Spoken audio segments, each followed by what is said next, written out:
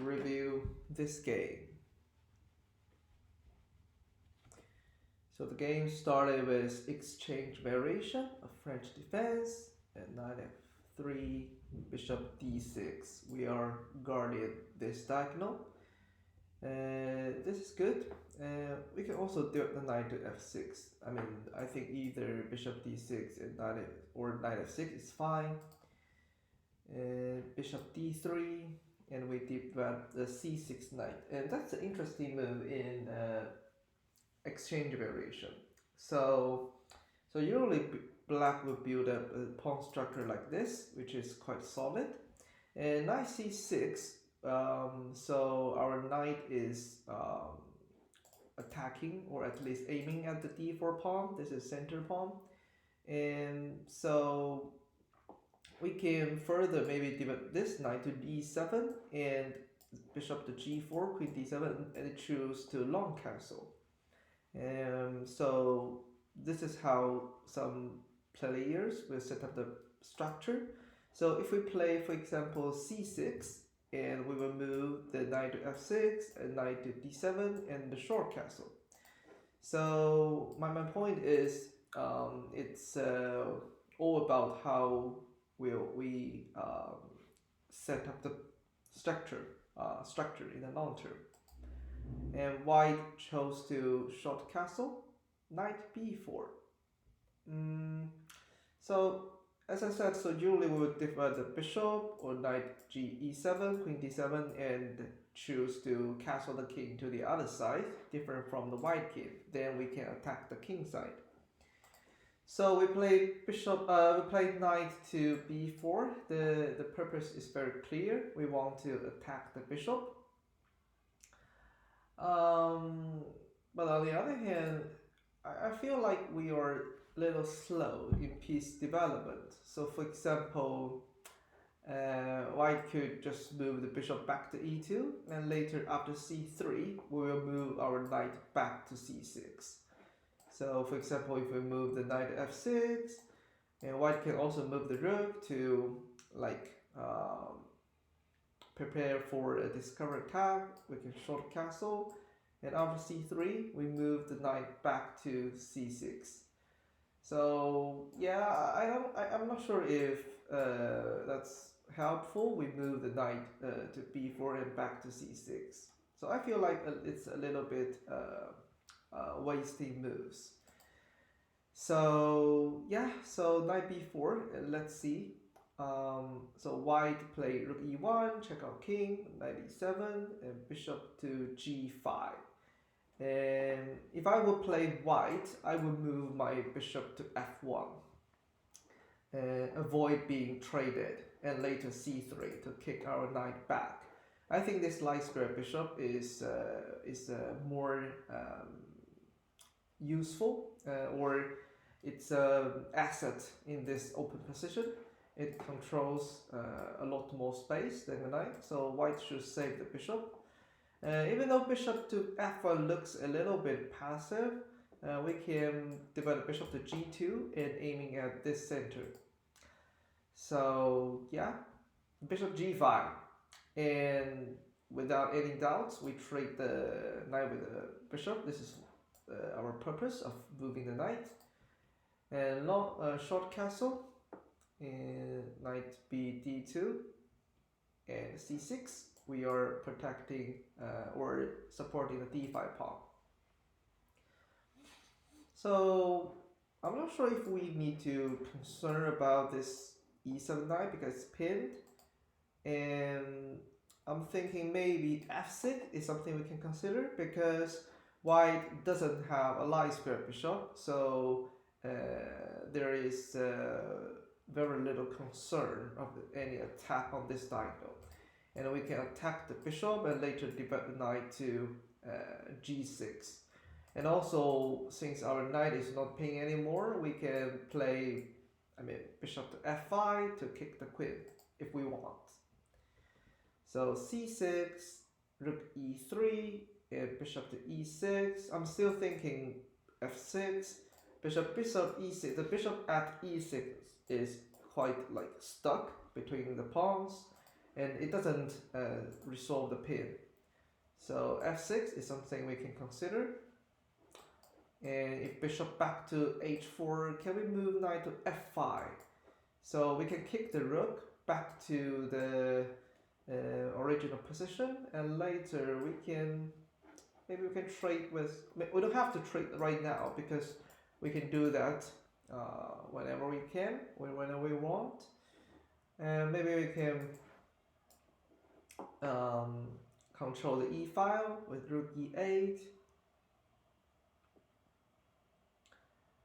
So yeah, so I feel like this knight can be active after f6. Bishop e6, rook a e1, so white has doubled the rook, and this is the only open file. This is a good strategy to activate the rook. Queen d7, control the e6, and also unpin the knight. h4. Can we move knight to f5? I feel like the bishop is pinned. Oh no, rook 3. Okay, so if we play f6, we lose this bishop. But maybe we can play h6, and the bishop has go to e3, and I feel like we can double our rooks at this e file. So since we have pair bishop, we are slightly better than our opponent. So in this game we play bishop too, but we will lose something. I feel like. How about rook e7? If rook e7, we take the queen, white take our queen, and we lost a minor piece.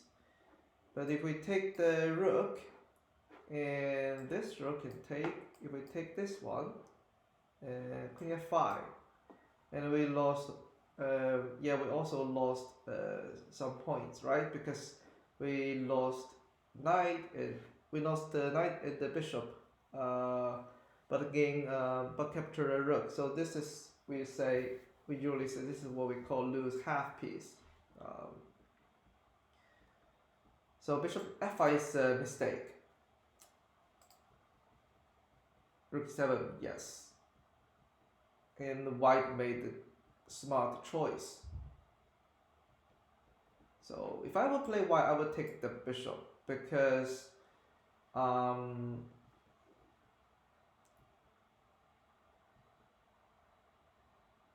we will not lose a c3 pawn, for example.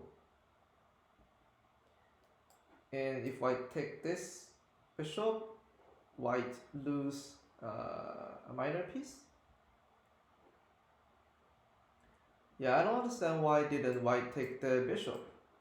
It's quite safe. Maybe worry about queen e2, but the queen will be like trapped, and also the c2 is protected. So white is better. Like two knights plus a bishop is better than two rooks, because a knight and the bishop is worth, like knight or bishop is worth 3.5. So these three together is 10.5, and two rooks. So usually a rook is worth 5 points. So two rooks is 10 points. So a bishop plus two knights, it's better than two rooks. So take the queen, take the rook, take the pawn, bishop to c5, b6, bishop to a3. So I'm thinking, so because there is already an open file, and there's only one rook on the board, so I mean we can control the open file, right? There's no other rook will like fight against us on the e file. If a bishop king to f1, we can kick the queen away and move the rook to e2 at the second rank. So my point is, since there is already an open file, we don't have to like open another one because we will have one rook. And then once we have like for example c5. Wait, I think white could play something better, like knight e1 to kick out bishop, if bishop back to g6, and white could play f3 to like activate the pawns to get more space.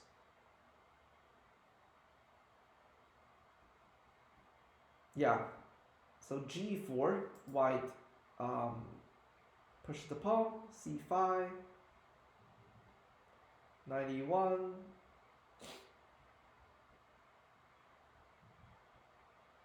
b3, bishop d7, g5. So now it's quite equal. c4, black is creating a pass pawn. I'm not sure if the pawn will be captured. King e2, c3, well, this is a mistake. I think white should think about stopping the pawn, like knight e4 and knight c2 to stop a pawn, or knight d3 controlling c1. This is also very important. But yeah, I think I play king e2. Activate the king, pawn to c2 and knight d3. If rook to c4, attack the knight, we can play king e3. So now black's better. So black has a passed pawn, white hasn't stopped it in a good way. So after c4, so maybe white shouldn't exchange. How about this move? And connect the knights. But white will lose the a2, but white will lose this a2 pawn. What about here? Okay, so white shouldn't take the pawn, I think. And then white can connect the knights to stop the pawns. And these two pawns are connected, so the b3 is protected. And also white can control or stop the connected pawn with this connected knights. This is good structure. But trading the pawn is a mistake. And c3, knight b3, rook c4. Rook c4 is good, attacking this pawn. Bishop c1. Now black is better. h1 is good. So these two pieces are very passive. They are at the first rank, and white has to protect the knight. Check the king, knight d3. Can we create another passed pawn? Because this knight is pinned. This knight has to protect the bishop and stop or control c1. So I feel like we can create another passed pawn. So if king e3, we can play h5. So how can white stop this pawn? King d4, for example, we can trade h4. So if white take the pawn, we can probably, no, this is not good, but h3, and we can rook f1. If here, I can take an h2. So this knight is far away from the pawn.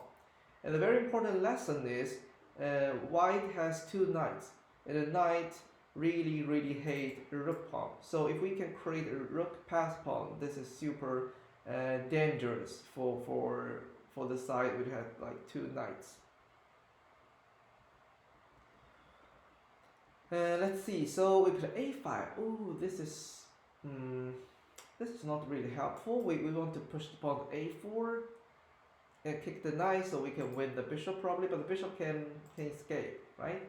Bishop escape to e3, a4, knight c1, h6. Yeah, h6 is good, but I think h5 could be better because we force white to trade the pawn. If white doesn't take the pawn, we can push the pawn. And also f6 is also something we can consider. After trading the pawn, we can push h5, and yeah, and also we can activate the king. King f3, king d5. Why don't we push the pawn? If they push the pawn, how can white stop this one? Well, if knight b4, for example, we can check the king, king f3, rook g1. We can cut off the line from white moving the king close to the pawn. If bishop to f2 guarding this one, we can activate the king. You see, this knight is really stuck. If knight to d3, we can exchange in probably c2. Yes. So this pawn is like making these two pieces stuck at c1, and then we can push another pawn. So if king to e2, we can play rook to d1 to guard d2, and if king back to f3, we can take the knight. So white could probably move the knight to c1 first, and we would activate the king, king to e2, here, king to f3, we can activate our king. So if bishop move back and forth, like bishop e3, can push the king, push the pawn, and yeah, if you take this pawn, yeah, so we can push this one. With a very strong king, we can kick the bishop away and take the knight. So what we can win from this approach. So basically we need to utilize these two pawns and and to activate our king. And let's see how did the game end up.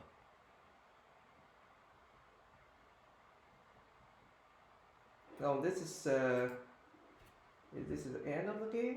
Yes. Okay, so the game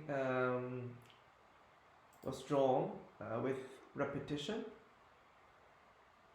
Yeah, so we can take to, yeah, and push this pawn and also activate the king. This is what I said. So white has a dot square bishop, so if we move our king along the light square, it's really hard for white to stop our king. And thinking about these two pawns, and as long as our king reach e4, this is what I showed earlier, we can also activate this king to push this pawn. And also the a2 is also very weak. If we take this one, we can also have another pass pawn. And that's it.